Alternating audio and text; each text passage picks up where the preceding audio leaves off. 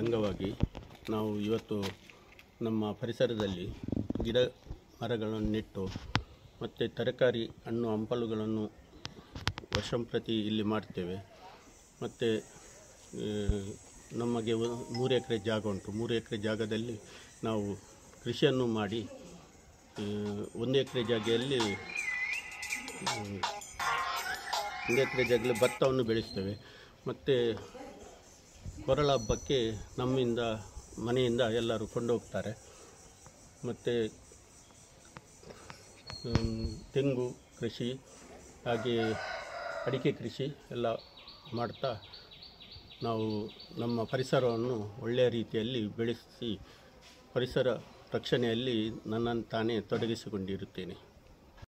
ದಿನವನ್ನು ನಾವು ಗಿಡ ಮರಗಳನ್ನು ನೆಟ್ಟು ಒಳ್ಳೆಯ ಪರಿಸರವನ್ನು ನಿರ್ಮಿಸಬೇಕು. ಹಾಗಾದರೆ ಮಾತ್ರ ನಮಗೆ ಒಳ್ಳೆಯ ಮಳೆ ಬರ್ತದೆ. ಇಲ್ಲದಿದ್ದರೆ ನಮಗೆ ಕುಡಿಯಲು ನೀರು ಸಿಗುವ ಕಷ್ಟ ಸಾಧ್ಯ ಉಂಟು. ಆದ್ದರಿಂದ ನಾವು ಪರಿಸರ ದಿವಸದ ಒಂದೇ ದಿವಸ ಅಲ್ಲ, ನಮಗೆ ಯಾವಾಗ ಬಿಡುವು ಸಿಗ್ತದೆ ಆಗ ನಾವು ಗಿಡಗಳನ್ನು ನೆಟ್ಟು ಅದನ್ನು ಪೋಷಿಸಿ ಅದಕ್ಕೆ ನೀರುಣಿಸಿ ಮತ್ತು ಪ್ರಾಣಿ ಪಕ್ಷಿಗಳಿಗೆ ಹಣ್ಣು ಹಂಪಲುಗಳು ತಿನ್ನಲಿಕ್ಕೆ ಬೇಕಾಗಿ ಅದನ್ನು ಸಹ ನಾವು ಬೆಳೆಸಬೇಕು. ನಾವು ಪ್ರಾಣಿ ಪಕ್ಷಿಗಳಿಗಾಗಿ ಪಪ್ಪಾಯ ಗಿಡವನ್ನು ನೆಟ್ಟಿದ್ದೇವೆ. ಅದರಲ್ಲಿ ಆದ ಹಣ್ಣು ಹಂಪಲುಗಳು ಸಂಜೆ ಹೊತ್ತಿಗೆ ಹಾಗೂ ಬೆಳಿಗ್ಗೆ ಹೊತ್ತಿಗೆ ಬಂದು ಪಕ್ಷಿಗಳು ತಿಂತಾ ಹೋಗ್ತವೆ. ಹಾಗೆ ಪಕ್ಷಿಗಳಿಗೆ ನೀರು ಸೆಕೆಗಾಲದಲ್ಲಿ ಇಡ್ತೇವೆ. ಅದು ಸಹ ಅದರ ಸದುಪಯೋಗವನ್ನು ಪಕ್ಷಿಗಳು ಪಡೆದುಕೊಳ್ತವೆ.